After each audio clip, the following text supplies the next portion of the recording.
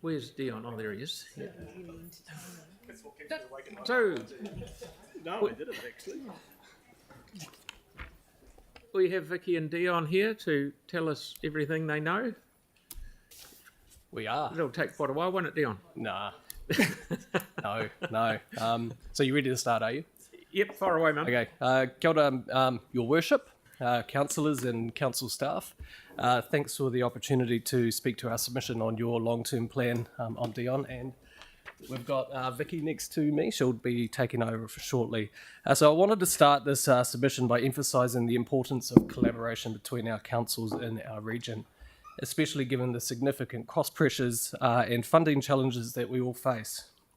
The constructive relationship between us and you so far is something that we deeply appreciate, and I want to acknowledge the hard work of your council staff and you as elected members.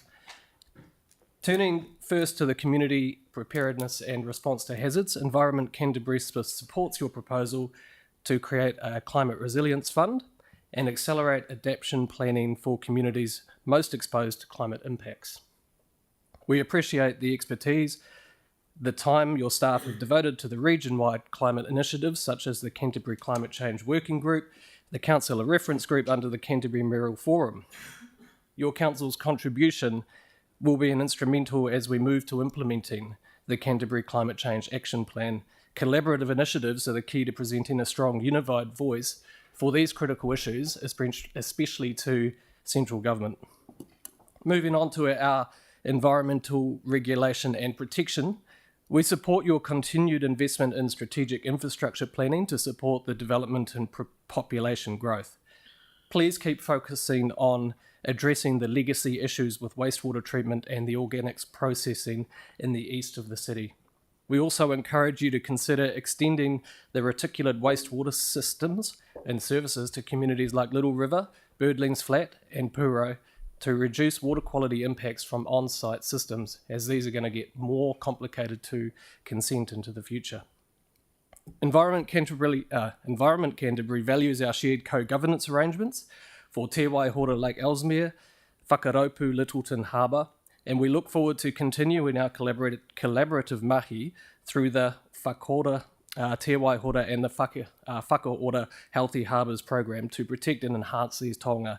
Also, it must be acknowledged to thank you for the work that you're doing in Littleton and Akaroa in working on the wastewater treatment systems there to improve and address water quality issues in these popular swimming beaches. Now, what I'd like to really talk about is something that's really important, which is the area of public transport, where alignment between our councils is paramount. Through our draft LTP, we're committing to accelerating the delivery of the service improvements that we've both agreed to under the PT Futures program.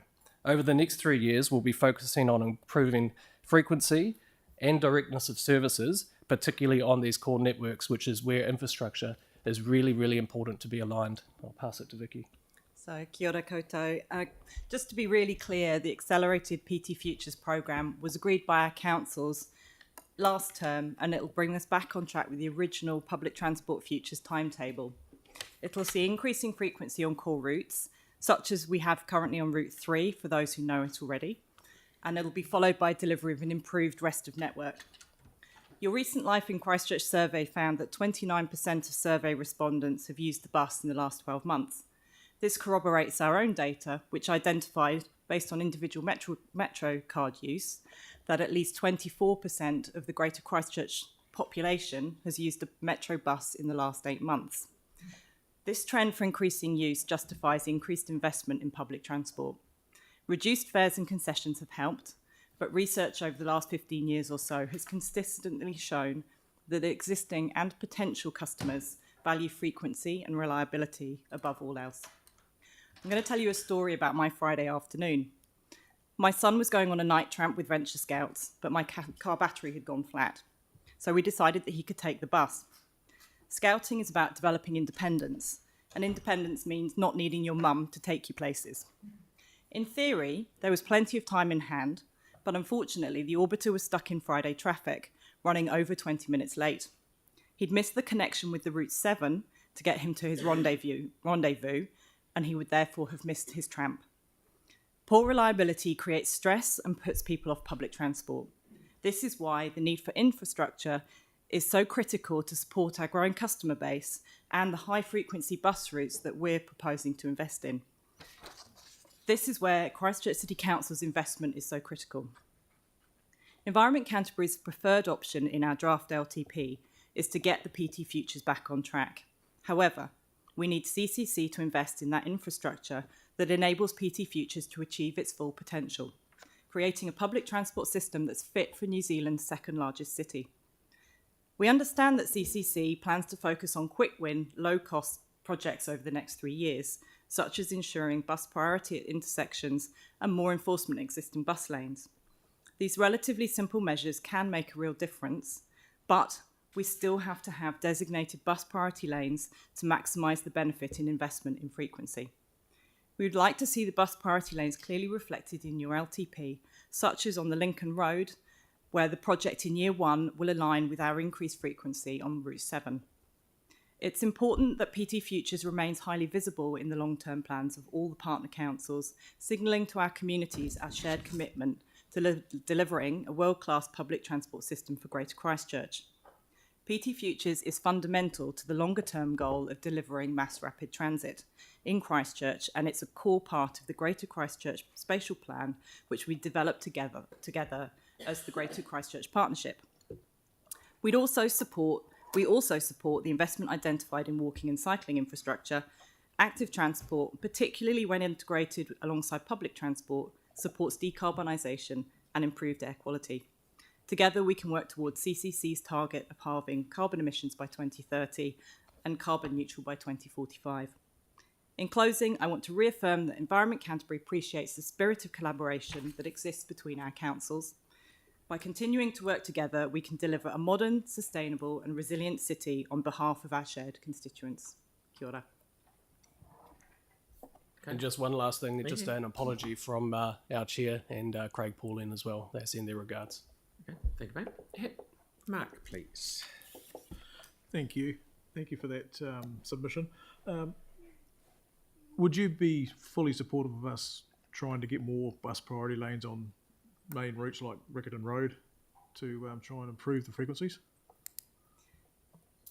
I would say yes, where it's aligning with our high frequency core services, where we're looking to roll those out. And I mean, that has been set up, as I understand it, through the PT Futures business case and program. So sticking together basically to deliver it as it's been envisaged is really what we need. Very good. Those are on the single digit buses. So those are the ones that are going to be accelerated through our long-term plan. Okay, wonderful. Thank you very much for making the effort to come down. Oh, Aaron? And yeah, oh, we're going now. Aaron, Yanni. Yeah, it'll be good to see the growth in patronage numbers a bit clearer. So for the investment spent every year, to see if the growth is measuring up, it would be a really good one. And then the other one is because we've had a ton of submissions on emissions and getting our target, and our target's not moved, as in the measurables, down to reducing by 50%. But if all of our emissions come from, 54% of them come from transport. If we had zero transport, not one car, not one truck, ambulance, food delivery, anything, we'd still only be halfway there. Where's the rest coming from? And because you guys monitor lots of environmental stuff, what are your ideas on that? Well, I think it's Christchurch City Council that have done the review on emissions. Is it not your piece of work? So I would suggest you go back to your own consultant and ask them for the information on where the other 50% is. Just to answer the previous question about patronage, we have had data comes through every 6 weeks when we have our transport committee meeting. Our patronage is now above what we had at just pre-COVID, and we're currently on track to get back to where we were pre-earthquake. I think by the end of next year. No, by the end of this year. End of this year. Which is really good. So just on that, if I may, Aaron, you'll be well aware, or you might not be aware, that at some stage towards the end of this year, we're going to have the national ticketing system rolled out here in Christchurch, and it's going to be the first place in the country. to have that, which will be, you can use your phone, you can use your EFTPOS card, or tap and go. Basically, you get on the bus, you tap it, and then you get off. That will create rich data that we can then identify non-performing routes and also well-performing routes, so that we can have a far more adaptive system. So what you're asking for with the system we've got is not very easy to see, and I know what your gripe is around that, but when we get this new system and we actually get some rich data, we'll be able to have far better conversations together around that. Thank And you. it will be Thank cashless you. as well. Thank you. We've got a few more. Yanni, please. Yeah, thank you.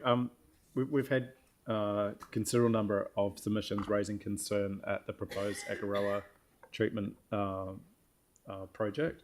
So I just wondered if you've obviously praised us for that project, but actually we're getting a lot of concern from the community. And I just wondered how much you're aware of the concerns that have been raised and how you would see us working with you around the future of that project. I So haven't personally had. So we can't really speak on behalf of ECAN on that.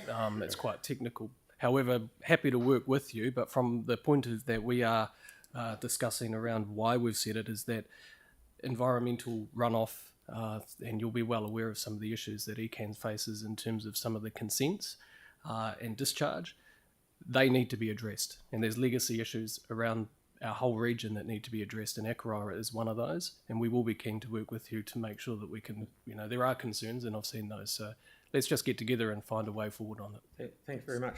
Sorry, Pauline, we've run out of time. Okay. Thank you, guys. Thanks for coming in. Thank you. Okie doke. Christchurch Foundation, please.